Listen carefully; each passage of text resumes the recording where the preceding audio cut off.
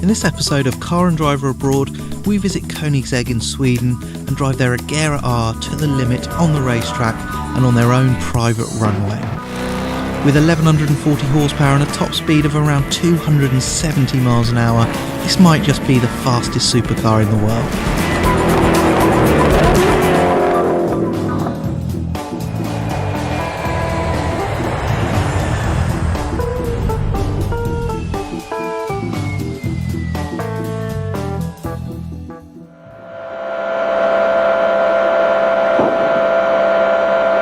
.390, 391, 391. It will not go any more than 391.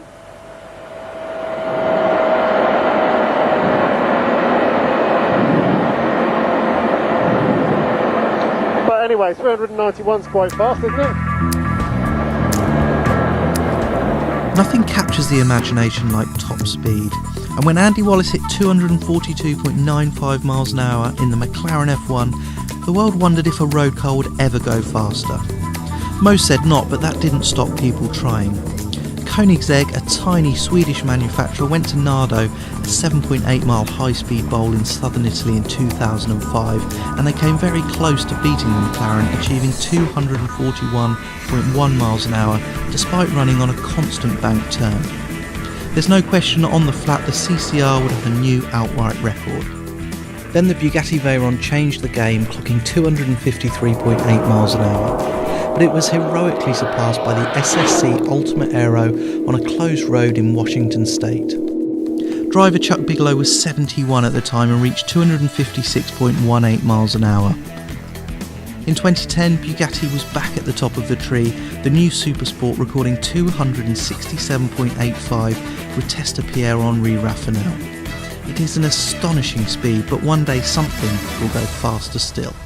Maybe it will be this, the Koenigsegg Agera R, a low, wide but relatively small supercar, not much longer than the tiny McLaren F1.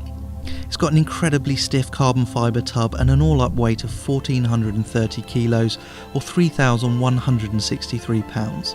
It is a spectacular piece of sculpture. Its 5-litre twin-turbocharged V8 can trace its roots back to a Ford racing engine, but is in reality entirely new with its own incredibly strong block, internals and ancillaries. On regular petrol it runs 960 horsepower, and if you can find E85 bioethanol, which is widespread in parts of Europe, that output jumps to 1,140 horsepower and 885 pounds-foot of torque. The Agera R is $1.45 million plus taxes, but then you do get the coolest doors on planet Earth.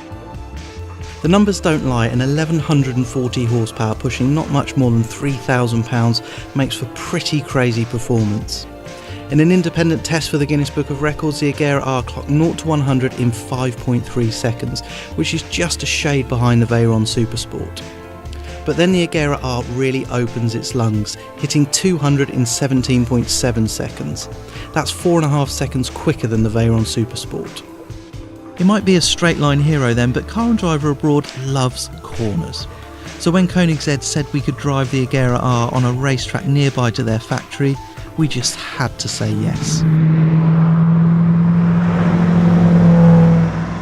So the Koenigsegg Agera R, another pretender to the Bugatti Veyron Supersport's top speed record.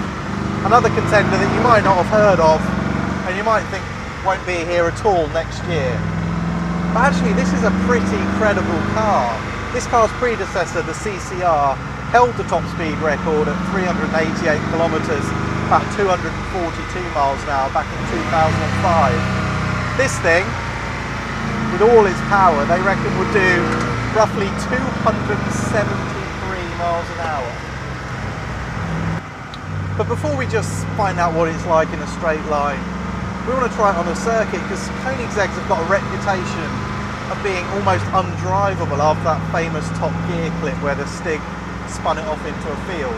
This is the most powerful car they've ever built, so we're going to find out whether they've tamed the cars or whether that was just a load of rubbish anyway. It is initially pretty intimidating. It's so loud in here. That V8 It's bolted directly to the chassis and you can feel it. It comes up through your stomach. Just sounds angry. But actually, the chassis immediately feels quite manageable. The steering response is really nice. The steering's quite heavy, but it doesn't dart around. I don't know, there feels like there's some real stability in this car. The gear change is a single clutch box, 7-speed unit, and it's very, very good. As good as the Bugatti box, the Veyron, definitely. Shift is quick, and there's so much noise and so much drama going on in this car that you don't mind that interruption anyway. It sort of just adds to it. It's just a massive assault on your senses. It's a mad, mad thing.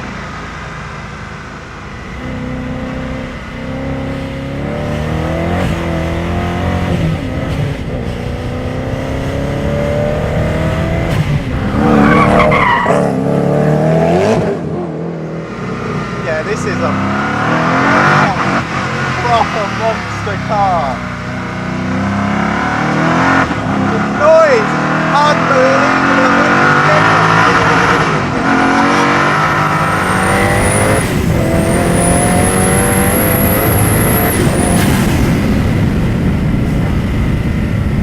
Very hard to describe what this much grunt feels like on such a small track.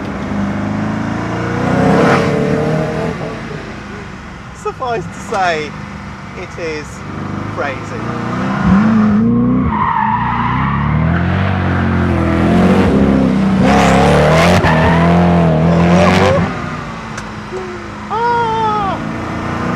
Yeah, people compare this to a Veyron. Forget the Veyron comparisons.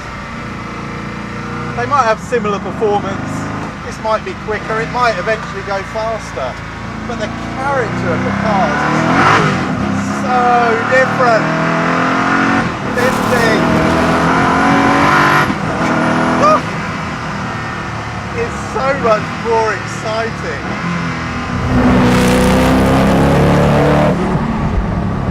It's not a car that you would probably drive as often as the Veyron, as far. It's just so noisy and so physical. I love it. Woo! So that's the Agera R on a track. We survived narrowly. Actually, it's not the killer that the reputation suggests. It's just got so much power, so you always have to be mindful of what you're unleashing when you open the throttle.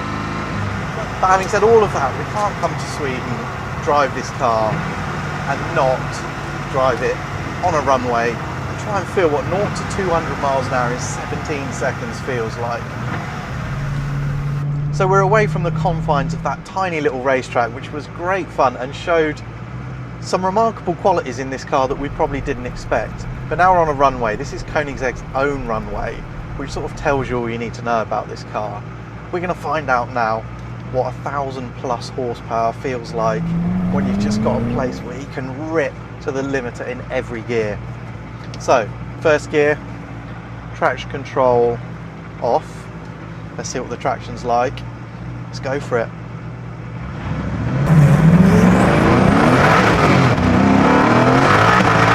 Lights at the tyres. Into third and fourth.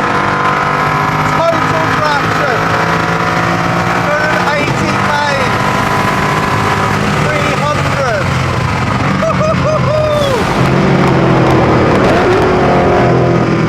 So that's it. 0 to 300 k's. 186 miles an hour. Easy as pie, really. I can't believe the traction this thing's got. That sense that this is a properly engineered car is really felt through the stability of this thing at speed, under acceleration, and when you're really flying along at 180 plus. Rock solid, really, really good. Even better, the brakes, carbon ceramics, absolutely monster things. And it just stands it on its nose. But there's no fight, the car doesn't jig around, it's just bang, dead straight, stops beautifully. Must be a large part of that 0 to 300 to 0 record. It's just that the brakes are unbelievably strong. Yeah, there's just attention to detail in this car that I didn't expect. Even the steering, it's quite heavy, but it just responds really nicely. Everything feels really in tune with everything else. Even here on this straight line where you can't find out too much, there's a depth to this car, a real depth to it. It's a really properly sorted supercar.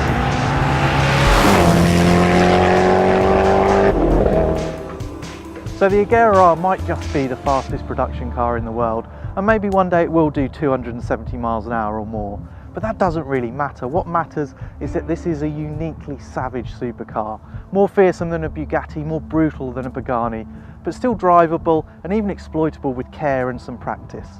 One thing's for sure, this is a total original, extreme, wild and seriously wonderful. Koenigsegg, I salute you.